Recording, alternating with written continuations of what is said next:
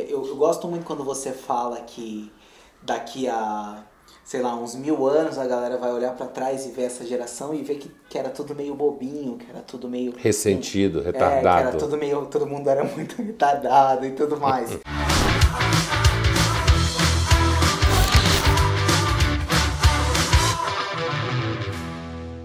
Certa vez eu tava num café da tarde e tava falando sobre filosofia. Uma pessoa virou pra mim e disse que ela achava que filosofia não serve pra nada.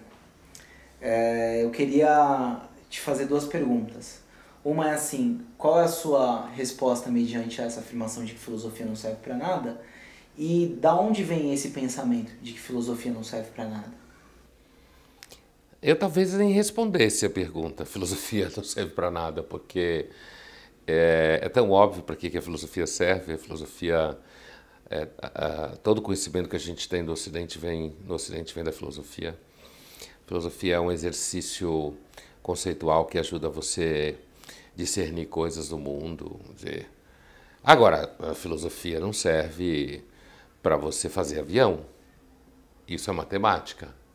Agora, qual é a tua segunda pergunta? Para que ela serviria? Não, de onde vem essa ideia Ah, de que sim, acho filosofia que não serve vem pra nada? da ignorância. Porque vem da ignorância, vem de um certo senso comum que acha que a única coisa só serve para alguma coisa que serve para bater prego, entendeu? Assim. Então acho que vem da ignorância mesmo. E do fato de que digamos, os usos da filosofia são usos um tanto sofisticados. Certo. Não tem a ver com aquela associação de que filosofia é um curso meio que pra vagabundo, uma coisa assim? Ah, isso já é uma coisa mais ligada ao mundo do Bolsonaro, né? Ele que botou em circulação essa ideia.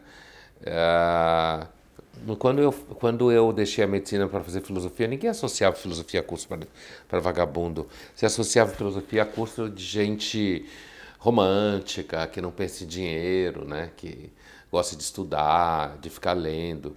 Acho que essa ideia de que curso de humanas e filosofia para vagabundo, eu acho que isso apareceu um pouco dentro do universo das grosserias do Bolsonaro.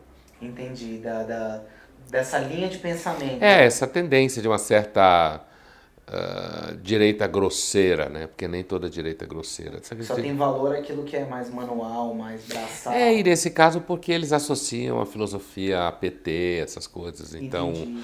e as ciências humanas é o mundo da esquerda, então, e que todo mundo fuma maconha, né? E, sim, que é uma imagem estereotipada. Tem muito aluno que fuma maconha em humanas mesmo. Tem muito aluno que não estuda muito mesmo. Às vezes é fácil passar na disciplina, mas você vai ser um péssimo sociólogo, um péssimo filósofo. E assim, professor, eu vejo em várias entrevistas suas, você discute um pouco qual é o papel do intelectual no Brasil, o papel do intelectual nas últimas eleições. E eu queria te perguntar o que é pra você ser um intelectual? É ser alguém que no espaço público trabalha no sentido das pessoas entenderem um pouco melhor o que está acontecendo. Isso é um intelectual. Eu tenho um repertório constituído que a maioria das pessoas não tem porque elas estão fazendo outra coisa, e eu ponho esse repertório no espaço público através das distintas formas de mídia para ajudar as pessoas a entenderem o que está acontecendo no mundo. Entendi. É alguém que dedica a sua vida pra esclarecer conceitos pra outras pessoas. Exatamente isso. Porque o meu trabalho é adquirir e produzir esses conceitos. O trabalho da maior parte das pessoas não é isso, é fazer outras coisas que eu também vou usar na medida em que elas fazem coisas que eu uso. Remédio, avião, esse prédio. Entendi. Então intelectual não é aquele cara que lê um monte de livros. Um intelectual pode só ler livros e ficar só escrevendo livros. Eu nunca fui esse tipo de intelectual. Desde que eu fui para a filosofia, eu sempre tive a intenção de, além de dar aula, de trabalhar na mídia, especificamente escrever na Folha, porque eu sempre entendia que a Ilustrada era um espaço que pauta discussões, né? Pautava e ainda pauta discussões. Todo esse universo ao redor da Folha de São Paulo. Agora, claro, você pode ter um intelectual que só lê e só escreve, ele tem a sua função, inclusive na medida que ele escreve livros e outros intelectuais leem.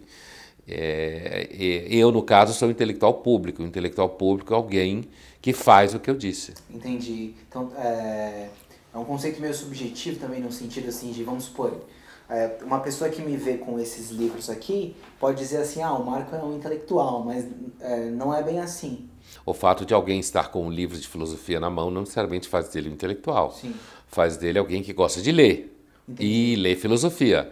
O intelectual é uma pessoa que passa horas do dia estudando, que tem uma sistemática, que persegue certos temas, que dá atenção a um conjunto de problemas. Interessante. É um profissional. Legal. Uma coisa que eu queria te perguntar é assim, existem os autores clássicos e, né, e às vezes a gente tem conhecimento desses autores através de comentaristas. Sim. Vamos supor, o cara, né, não que o seja, mas vamos supor o Freud. O cara, às vezes, ele nunca leu nada do Freud, mas ele leu comentaristas que falam sobre o Freud. Você acha isso um problema? Depende. Se você for ser um especialista, se você quer falar sobre o Freud, na Faculdade de Filosofia da USP, os professores chamavam não fazer isso de conversão ao texto. Quer dizer, conversão ao texto original. Ler o texto do autor original e não só ler o autor a partir dos comentadores. É claro que se você estiver lendo os comentadores, isso pode encurtar o caminho. Uhum. Mas se você quiser ser uma pessoa, por exemplo, que usa o Freud para entender o mundo, você vai ter que ler o próprio Freud, além dos outros comentadores. Entendi. Porque assim, os comentadores, eles já são uma outra visão do autor, né? Ele já não é o autor puro mais, né? Não, é por isso que os professores falavam de conversão ao texto. Entendi. Justamente no sentido de que você faz uma conversão, digamos, a pureza não no sentido moral, mas a pureza do texto que o próprio autor escreveu. Alguns comentadores são fundamentais para você entender determinadas coisas. Algumas linhas de interpretação se impõem como sendo mais fortes do que outras e consideradas mais corretas do que outras. Isso faz parte do que a gente chama de fortuna crítica, que é essa fortuna de autores que debatem um grande autor. E assim, você como professor, por exemplo, tem textos que são muito difíceis de ler, né? Uhum. Vamos supor, eu conheço várias pessoas que fazem psicologia e que dizem que não conseguem ler o Lacan. Sim.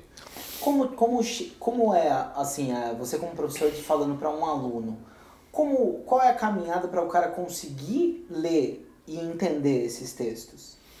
Eu li Lacan, estudei Lacan há muitos anos. Lacan, de fato, tem uma linguagem complexa porque ele tem uma espécie de experimentalismo linguístico em que ele quer fundir forma e conteúdo. Depende, se você é um aluno de graduação, digamos, de jornalismo, e você quer estudar psicanálise, eu não acho que você precise ser exposto a um texto do Lacan, porque você vai fazer jornalismo, você não vai ser psicanalista. Então você pode ler um texto, por exemplo, do Jacques Lamillet comentando Lacan, por exemplo, ou do Jorge Forbes, aqui em termos de Brasil, ou do Ricardo Goldenberg, ou do próprio Dunker, que são todos especialistas em Lacan. Agora, se você vai ser psicanalista lacaniano, então você vai ter que estudar o próprio Lacan, além de estudar todos esses outros comentadores importantes da obra do Lacan.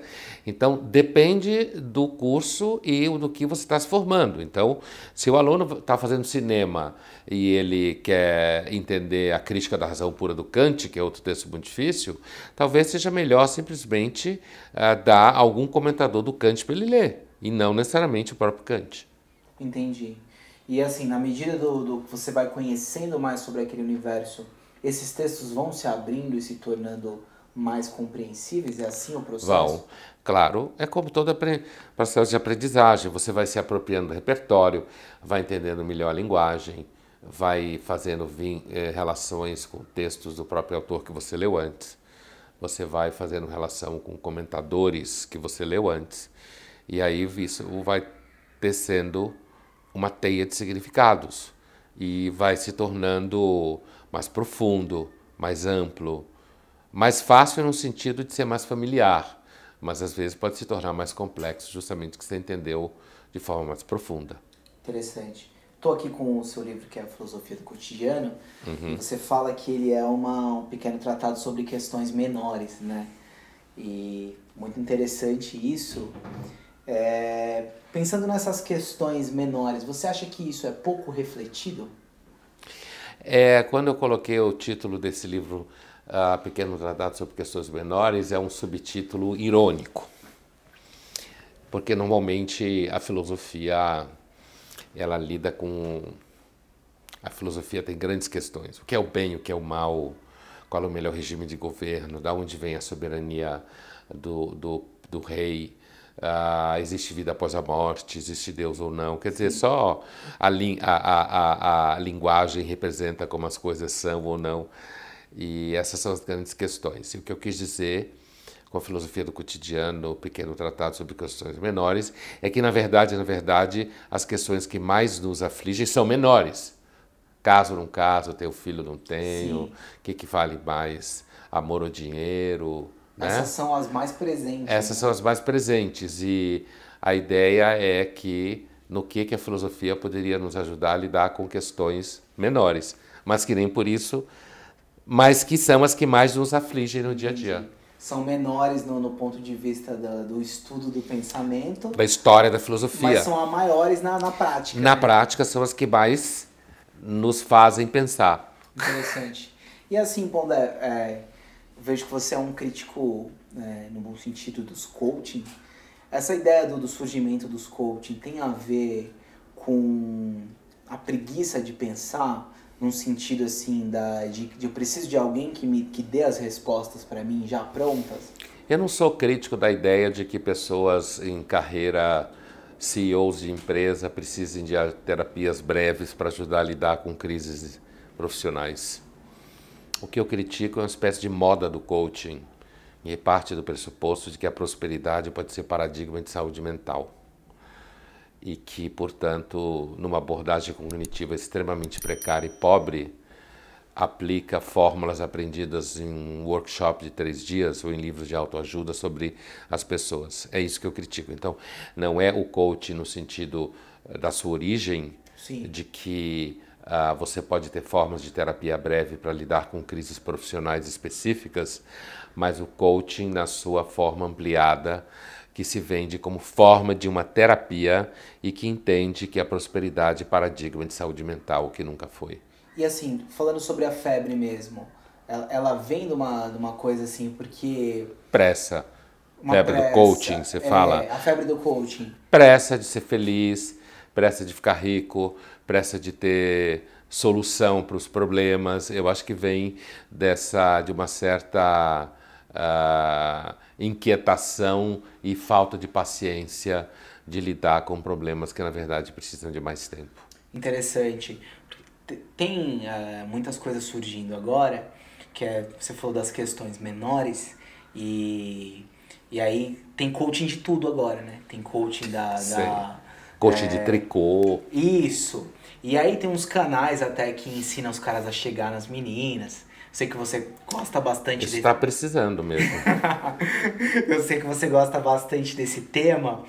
Por que é a mesma tendência estar bombando esses conteúdos? É o que? As pessoas desaprenderam a serem naturais, a fazer as coisas que sempre fizeram e agora precisa alguém vir ensinar isso? Como é que é? Eu acho que é um pouco isso, é um pouco distanciamento entre as pessoas, é uma desconstrução de hábitos e costumes, nesse caso específico de homens e mulheres. Os meninos estão com medo das meninas, estão com medo que chamem eles de machista. Sim. Eles têm medo porque as meninas estão falando pra cacete, estão emancipadas e então você tem aí uma certa desconstrução de certos hábitos estabelecidos durante séculos e séculos. Então isso cria uma certa insegurança.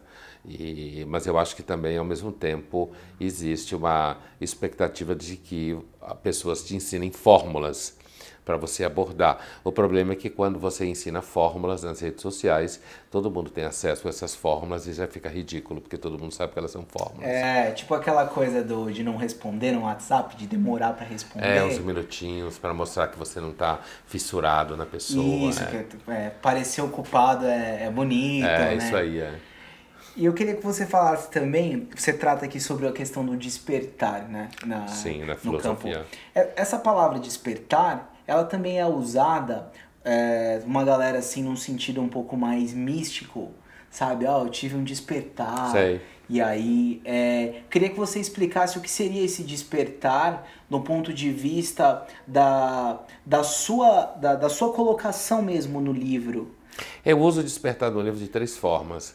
Eu uso despertar no sentido platônico, despertar do falso mundo material que a gente vive e a descoberta de que o mundo verdadeiro é o mundo de ideias perfeitas, daí a metafísica, que gera uma desconfiança com relação ao mundo material.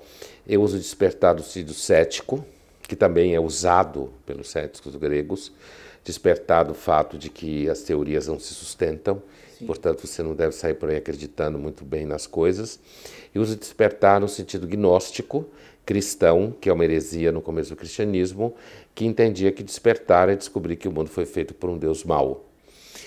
No sentido religioso em geral que você fala, inclusive na tradição protestante mesmo, despertar é uma espécie de experiência mística que faz com que você entre em contato com Deus e a partir daí então você se torna uma pessoa um tanto iluminada e despertada para uma realidade transcendente que no dia a dia você não tem.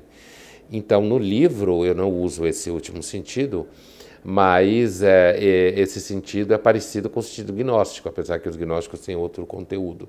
É a ideia de que existe um mundo verdadeiro e você abrir os olhos para ele. Entendi. Quando você começa a ter uma noção, começa a enxergar, né? Coisas que normalmente outras pessoas não enxergariam, essa é a ideia. Interessante, que é a própria ideia do mito lá da caverna. Da caverna, né? Exatamente, que você do Platão. usa no livro, bacana.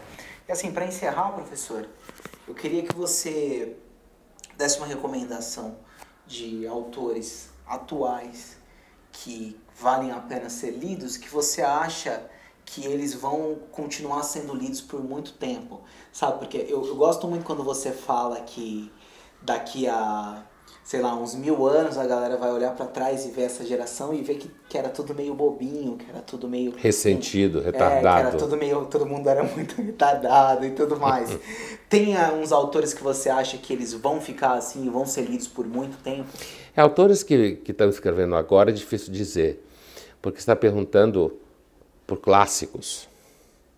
Um autor que é lido durante muito tempo, ele é um clássico, então precisa de algum tempo. Eu acho que no universo do Brasil a gente vai continuar, por exemplo, encontrando espaço para ler Machado de Assis, porque a gente continua sabendo que a gente nunca tem certeza do que acha que sabe. A gente vai continuar tendo espaço para ler Nelson Rodrigues, porque a gente continua sabendo no fundo do coração de que o desejo nos atormenta e nos entristece. Eu acho que a gente vai continuar lendo Shakespeare.